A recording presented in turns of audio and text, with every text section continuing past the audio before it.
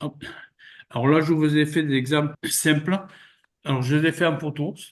C'est pas des photos de moi, mais c'est pareil. Donc, c'est le même sujet. Et là, on est sans aucune lumière. C'était en Bretagne. On avait un petit peu de particules, pas trop, mais on n'a pas de relief. Et notre étoile de mer est la moitié sous le rocher, la moitié au-dessus. C'est pour ça qu'on a de l'ombre. Et ça, c'est du soleil naturel. Et ça, ça a été filmé sans éclairage. Là, nous avons fait avec mon binôme, on a fait le même exercice avec un phare gauche à faible puissance. Vous voyez que là, il n'y a pas beaucoup de puissance et que là, du côté droit, il y a trop de puissance. Donc, gestion des puissances de phare. Une fois que vous aurez compris comment on positionne les phares, vous prendrez la puissance des phares. Mais faites un exercice après l'autre pour pas vous embrouiller. Sachez que si vous mettez un phare trop puissant à droite, surtout si c'est une étoile glaciaire qui est blanche, ça va vous refléter dans la lumière et vous venir dans la lumière. Donc, ne mettez pas trop fort. Il vaudrait mieux avoir les deux phares, comme on a à gauche, faibles, que un faible et un fort. Et là, on peut remarquer qu'il n'y a pas de particules. Et il n'y a pas de particules parce que je suis très écarté Voilà. en... et pourtant, je suis en Bretagne où il y a de la particule. Et je vous garantis qu'il y a vraiment beaucoup de particules. Même devant nous, des fois, on ne voyait pas son binôme. Là, on a fait le même exercice avec mon binôme. Vous voyez, le rocher est au même endroit, hein. Vous voyez, j'ai pas changé de place, mais on n'est plus avec la lumière naturelle du ciel. On a deux éclairages de faible puissance. On récupère quand même un petit peu au-dessus du rocher dans la lumière naturelle, où lui, on voit qu'il est plus éclairé qu'en dessous. On voit qu'il est dans l'ombre et on va le voir bouger. Voilà. Avec la vidéo, vous voyez, les bleus, le bleu ressort mieux des antennes et du cœur. Après, avec puissance 1, donc c'est pareil, je vais vous le faire en puissance 1. Voilà. Donc, comme nous, on l'a éclairé, ça l'a fait bouger un petit peu. Et là, vous voyez, à puissance 1, elle est, comme c'est une étoile glaciaire qui est très blanche, elle n'est pas trop cramée, elle est pour moi correctement éclairée. Vous voyez, là, je suis avec la puissance numéro 2. J'ai mis une deuxième puissance de mon phare et vous voyez que déjà, sur mon étoile de mer, le blanc commence à ressortir plus cramé que tout à l'heure. Et là, quand je mets puissance maximum, et bien là, c'est encore pire. Vous voyez, c'est complètement cramé. Donc, qu'est-ce que j'aurais pu faire pour modifier ça si j'avais voulu rester à puissance maximum? J'aurais diminué mes ISO et j'aurais changé mon diaphragme pour avoir un diaphragme avec une fermeture plus petite et j'aurais donné de la profondeur de champ à mon étoile de mer. Mais ça, vous n'êtes pas tous en mode manuel, je crois, si je dis pas de bêtises. Non? Les deux sont faisables, enfin moi avec le matériel que j'ai, mais la question Oui. c'est, dans un premier temps, parce que autant pour la photo, enfin c'est déjà ça, mais je trouve que le réglage est quand même plus intuitif sur la vidéo, comme on bouge, la perception des lumières, elle change très vite. Ah oui, Et, la lumière. et du Oui. coup, est-ce qu'on reste pas en TTL assez souvent? J'ai pas compris, excuse-moi. Est-ce que le réglage des flashs, Oui. on le gère pas plus facilement en TTL en vidéo, parce enfin, en photo c'est gérable, mais en vidéo, je trouve que Nous, c'est... en vidéo, on parle pas de TTL. Nous, on parle de puissance de phare. On a un bouton qui règle puissance 1, puissance 2, puissance 3, puissance 4. On peut mettre des rouges, on peut mettre des bleus, on peut mettre des jaunes. Ça dépend du phare qu'on a. Mais là, on reste que en phare blanc. On va rester qu'en phare blanc. On va pas parler du reste. C'est un autre cours. On a du mal à faire varier la puissance des phares. On peut aussi écarter les phares ou les reculer. Oui, oui, c'est pire même. Plus on va écarter du sujet, plus on va s'éloigner du sujet, moins la puissance doit être forte. Ce qui me perturbe, enfin, pour l'instant, j'ai fait surtout avec la GoPro de ma femme, mais là, si je prends mon matériel, ayant deux phares, assez, bon, relativement puissants quand même, en photo, on sait très bien que si on prend, enfin, on se tourne de 180 degrés, la lumière, elle a complètement changé, il faut refaire ça. Oui, oui, c'est En pareil. vidéo, comme on bouge, C'est pour ça que on va être obligé de rester en ISO fixe, plutôt qu'en ISO proportionnel. Certains photographes mettent les ISO proportionnels à l'appareil photo, ce qu'ils veulent. Nous, on va conseiller plutôt un ISO fixe, parce que comme ça, si on va tourner notre appareil photo ne va pas chercher à faire un réglage pour lui pendant que vous filmez. Donc, si vous mettez, par exemple, sur cette étoile de mer, j'ai mis 400 ISO, par exemple, je sais pas, je me rappelle pas, on met 400 ISO, même si je tourne ma caméra pour aller filmer un sujet à côté, j'aurai pas trop de changement de couleur. Ma couleur va changer progressivement avec mon œil. Est-ce que ça répond à ta question? Ah, si on reste à peu près sur le même champ focal et puis qu'on vient pas trop pivoter en rotation, oui. Oui, Sinon, sinon ce qui est compliqué, c'est que comme on se déplace en plongée, je, ben, c'est la vidéo, c'est un élément mobile. C'est pour ça que j'ai parlé tout à l'heure qu'il fallait se mettre en contre-plongée pour récupérer la lumière du soleil. Donc, si on me filmait des gorgones caméléons en Espagne, on va se mettre en dessous pour récupérer la lumière en se mettant dos au soleil. C'est-à-dire que le soleil va nous aider à éclairer nos gorgones. On va se mettre en dessous et on va filmer au début, dans vos premiers plans de travail, vous allez faire que du plan fixe, trois angles de prise de vue sur le même sujet. Là, vous avez vu, j'ai fait toujours le même plan, toujours de face au même endroit. Ça ne m'a pas mis en valeur. Si j'avais voulu faire un montage avec ça, ça aurait été ridicule. On n'aurait pas pu faire un assemblage d'images.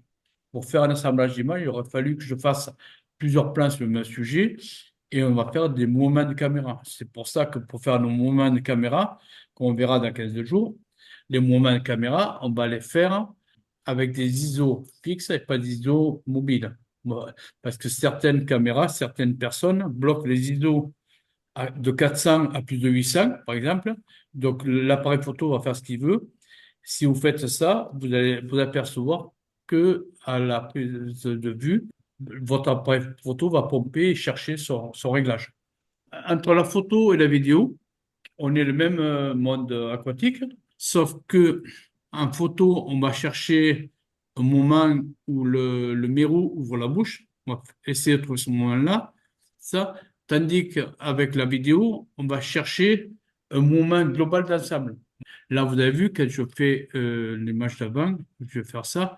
Quand je suis ici, là, si je suis en photo, j'ai une étoile de mer qui est, elle n'est pas mise dans son champ de force comme il faut. Elle est centrée, elle n'est pas comme il faut, mais ça, c'était pas l'exercice du jour. Mais une étoile de mer qui est là, c'est une photo.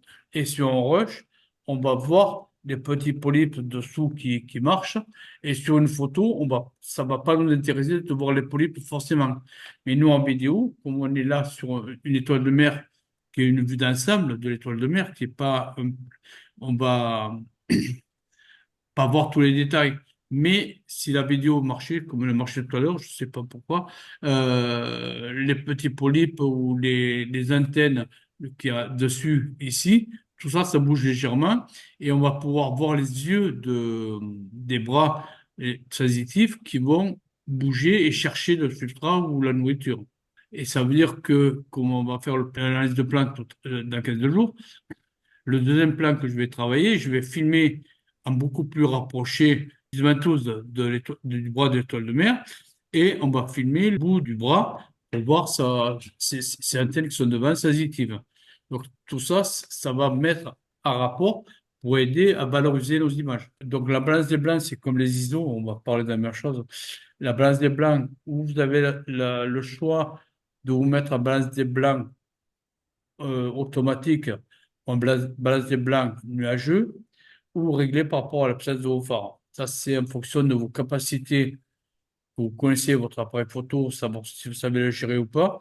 Si vous ne savez pas trop gérer la balance des blancs, on va vous dire, mettez-vous en image, vous aurez une colorimétrie moyenne tout autant bonne.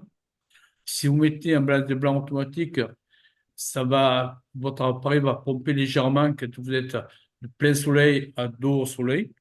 Donc, travaillez plutôt avec une base de blanc nuage pour le moment.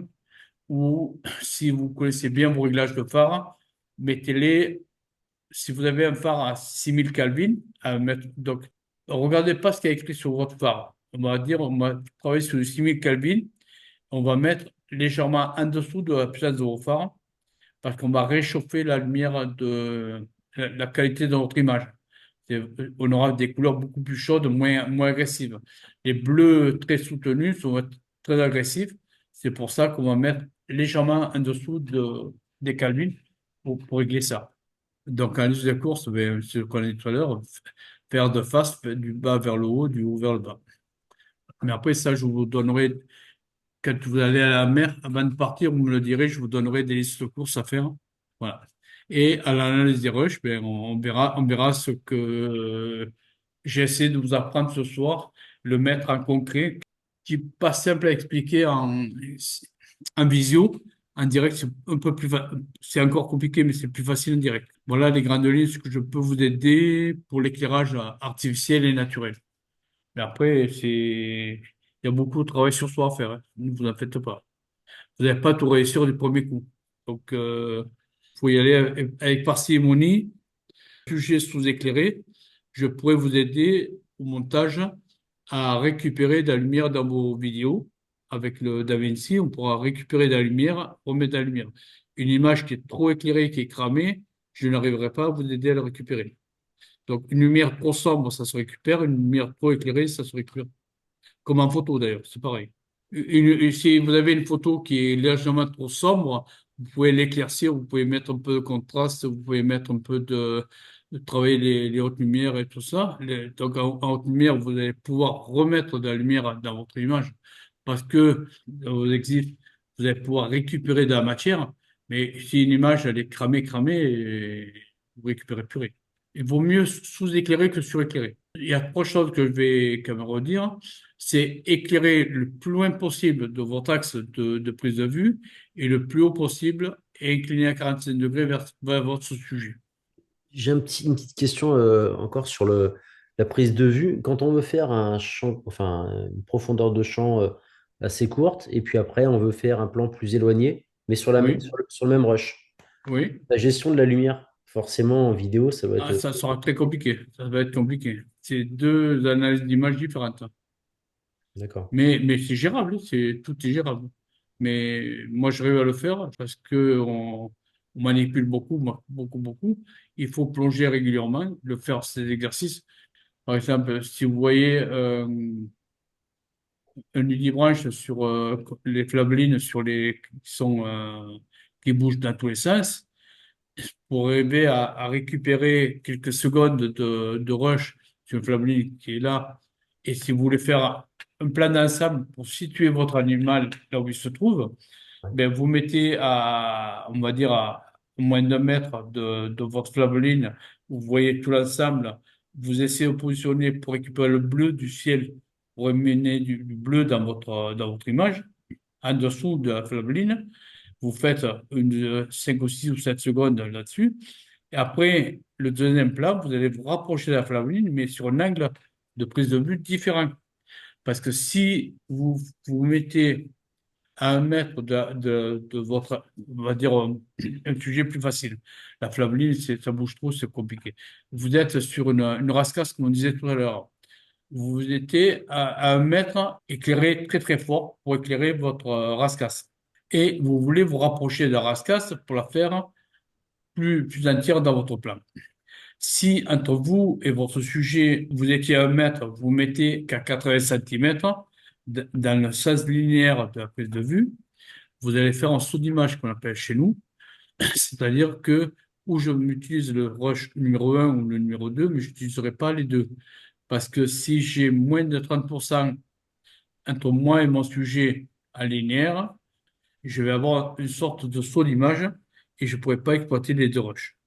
Pour pouvoir exploiter les deux rushs, j'en reparlerai dans 15 jours, il va falloir travailler les angles de prise de vue différents pour pouvoir dynamiser votre sujet. Si vous faites moins de 30%, si vous avancez que de 10%, c'est-à-dire que si vous êtes à 1 mètre du sujet, vous faites du 80, 90, 80, 60, vous allez voir, chaque fois que vous allez vous approcher du sujet, au montage, vous allez voir que votre œil va saccader comme s'il clignotait. Parce que vous n'avez pas respecté la ligne des 30%. Pour revenir sur la question qu'avait posée Michael sur la gestion de la lumière par rapport Oui, à la profondeur de champ, en vidéo, la recherche artistique telle que tu as en photo, tu peux pas te permettre de la faire, sinon tu vas perdre du temps sur tes prises de vue. Et en vidéo, il faut quand même que tu aies une profondeur de champ assez moyenne. importante sur ton sujet, parce que sinon ça va rendre effectivement des images peut-être un peu plus artistiques, mais ça va pas mettre en valeur ton film en général. Mais en vidéo, si tu es très bon en gestion de profondeur de champ et tout ça, tu fais tout le travail, comme te dit Angèle, de loin, de près, moyen, avec le même réglage. Et une fois que tu es en macro, à ce moment-là, tu fais la macro sur ton sujet et là, tu te règles en mode manuel avec des profondeurs de champ plus ou moins différentes où tu vas faire que les rénaux nets. Mais ça, c'est du V3 plus, hein. Voilà. En règle générale, en ouverture, tu travaillerais à combien en vidéo plutôt? On travaille à une moyenne 5-6. 5-6, D'accord. c'est une moyenne à peu près, je vais pas dire une règle générale, mais c'est à peu près le standard qu'on utilise pour faire, pour faire du moyen, du D'accord. standard, du standard. Et par contre, moi, je sais pas, Angèle, comment tu fais tes ISO, toi, sur un RX100, tu te mets en ISO manuel ou automatique? Non, ça va dépendre du sujet, Oui, de savoir quel temps il fait dehors. Ça va vraiment oui. dépendre de là où je suis, de ce que je filme. De ce que tu filmes. Mais sinon, si on fait un truc basique, moi je bloque tout, enfin je bloque les ISO pour pas avoir cet effet de pompage dans vos réglages de vos appareils photo, mais comme en vidéo, c'est-à-dire que vous avez des possibilités de choisir la zone de netteté, multi-netteté, un seul carré, plusieurs carrés, un seul point. Et ça, c'est à étudier. Chaque marque d'appareil photo va réagir différemment. Donc, on peut pas te dire sur un RX100, il faut faire comme ça. Sur un Canon, il faudra faire comme ça. Et sur un Olympus, il faudra faire comme ça. Moi, je connais pas assez toutes les marques des appareils photo parce que connaître les réglages des appareils photo, c'est une usine à gaz. Et c'est à vous de faire un travail de recherche et dire ce que j'ai fait, ce réglage-là n'est pas bon, il faut modifier pour faire ça. Je pense que la zone de mise au point, elle doit être identique, quel que soit l'appareil, hein. Et une GoPro n'a pas de zone. Il y a un point sur la zone de netteté qui est lié à la taille du capteur. Plus les Oui, capteurs sont petits et plus tes profondeurs de champ sont grandes, et donc plus c'est difficile de travailler ce genre de truc. voilà. Et si effectivement on a du boîtier haut de gamme avec des capteurs en Mais demi-format, pour moi, on va pouvoir faire des réglages particuliers. Maintenant, voilà. quand on va effectivement faire de la GoPro, qu'on va faire de l'appareil photo, qu'on va faire du TG, Même du TG7, qui est un bon appareil, le TG7, si tu fais de la vidéo ou de la photo assez proche, ça te des bons résultats. Si tu fais une photo d'ambiance avec un TG7, tu auras des résultats plus moyens, plus moyens. TG7, tu as deux types d'autofocus. Tu as un autofocus général et un autofocus macro. Donc, ils Oui, travaillent totalement différemment. Et effectivement, quand tu as un autofocus macro, tu vas ne pouvoir prendre que des macros. Et là, tu vas voir à une profondeur de champ qui va être très, très réduite. Avec voilà. une GoPro, tu choisis pas vraiment, hein. Oui. Je Tout est choisirais. quasiment net, mais ta profondeur de champ, en fait, ta netteté commence assez loin Oui. Tout est justement, net. Tout est configuration de net. la GoPro. Quand tu es en dessous de. Ça dépend des GoPro, mais généralement, en dessous de 20 centimètres, c'est pas net. Donc, tu ne peux pas faire de la macro. Si tu veux Ah, faire de la macro, il faut rajouter une une, vague Macron. Une vague voilà, une Macron. bague macro qui va te permettre, à ce moment-là, de faire de la macro. Mais là, Oui. ça va être très sensible parce que ta profondeur de champ de netteté, en fait, elle va être sur 1 centimètre. Très courte. Très courte. Très, très courte. Et comme tu Mais as un comme tout on n'y petit voit écran, pas, comme, tu comme ne on vois n'y pas voit ce pas que ce qu'on fait, comme on n'y voit pas ce qu'on fait, ça complique le travail. Ça complique le travail. Ouais. Et comme l'écran est tout petit de visualisation, bah, tu vois pas ce que tu fais parce que c'est toujours net sur le petit écran. Mhm. Bon, on est arrivé à la Moi, fin du cours là, Jean-Marc. là, ouais, on est arrivé à la fin du cours. Et après, ce qui va être le juge de votre travail, si vous avez bien compris ce qu'on vous a expliqué avec Denis, avec les collègues, c'est l'analyse de broche. Si vous avez des défauts dans vos analyses, eh ben, il va falloir remédier au problème. Après, il faudra pas hésiter de nous faire voir vos rushs et vous rappeler dans quelle position vous faut arrêter, parce que ça, c'est pas évident non plus de se rappeler. Si vous le faites le lendemain de la plongée, vous vous rappellerez à peu près ce que vous avez fait. Si c'est la semaine prochaine, vous en avez oublié la moitié. Il faut les analyses de rush pour savoir si ce que vous avez filmé est bien ou pas bien. c'est vraiment un sortie de plongée dans la suite, dans la sortie de plongée. Voilà. Et bonne Je,